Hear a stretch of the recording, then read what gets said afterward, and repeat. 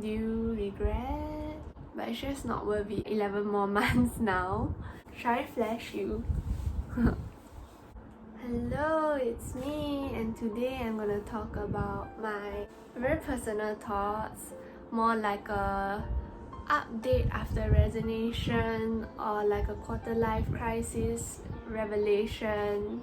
I've been meeting a lot of friends after I left my job, still trying to keep that social life thing going since now I have nothing to do anyway.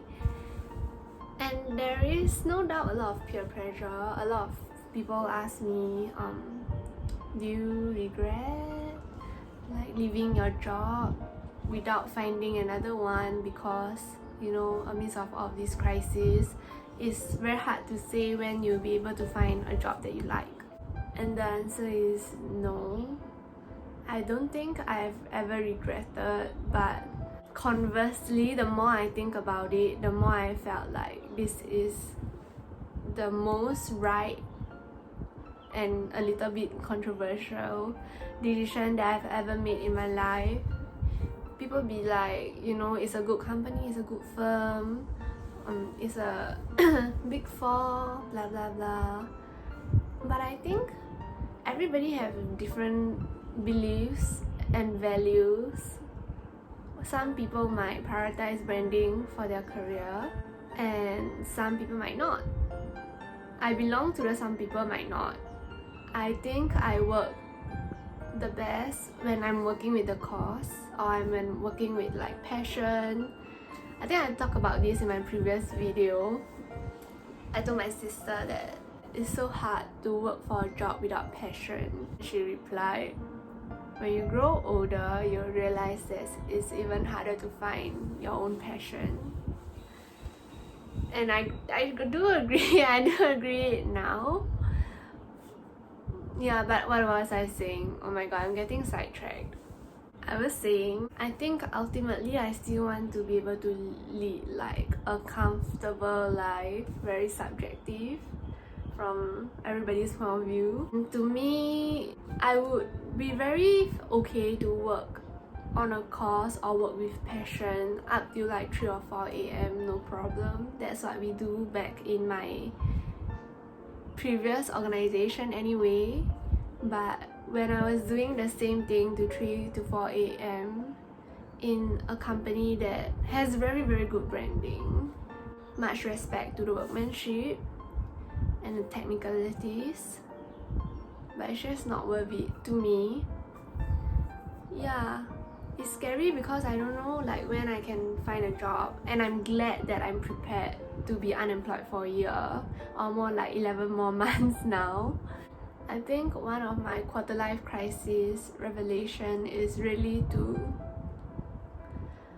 like I'm at the crossroads of thinking either A, I will still continue to work on my career like everybody else is and climb the corporate ladder, or B, I'll just find any kind of job that's paying like average and just save the money for investment so I can like retire early. I think it will really depend a lot on the next job that I'm looking for. Yeah, so I'll keep you updated when I found another job, but at the same time I'm not in a rush. After this month of resting, I'm planning to apply for the jobs that I really want to try out first. If it doesn't work out in January, and then I will just apply for the jobs that I know people are gonna recruit me for, which is like in the financial services industry. If you are also like me and you're in a crossroads, especially in this like Great Depression of COVID and everything happening, and you're thinking whether or not you should quit your job, I feel like the first thing you should ask yourself is if you are financially stable. If you are going to quit and like scream and save, like a change of lifestyle of how you usually live before you quit, for how long are you gonna do that? You should calculate your cash burn rate.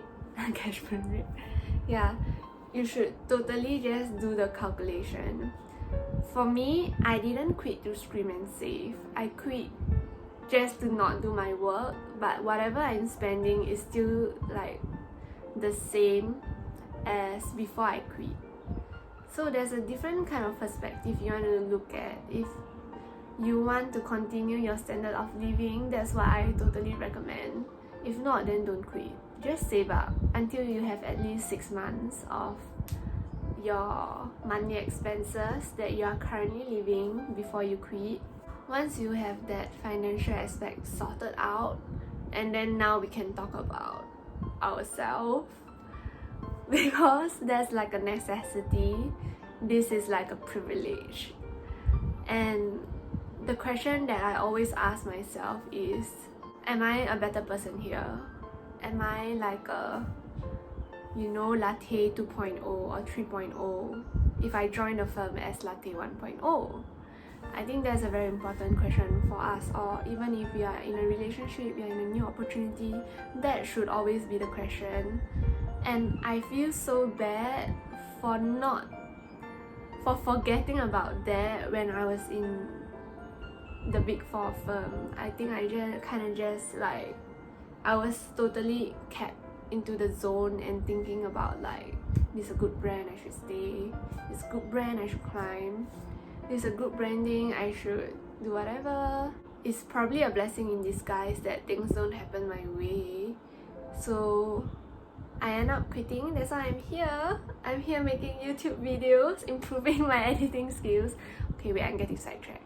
Are you the best version of yourself? That's the question you should ask yourself in everything that you do, in every step or choice that you take, in every person that you choose as your partner. Yeah. I'm trying not to make this like a depressing video, so I'm gonna stop here. This is like a short catch-up for those of you who are curious about what one thinks after resigning without a job offer. This is one to you. This is my point of view. If you want me to talk about anything else after life after resignation, let me know. I'll be glad to do a video about it. I have a lot of things going on in my head. My head is just thinking and processing like 24/7 about my feelings, my thoughts, my values, everything. Just not work. Not work for now, but I'm gonna start applying soon. So yeah, stay tuned for my update on my diet diary. Shall I flash you?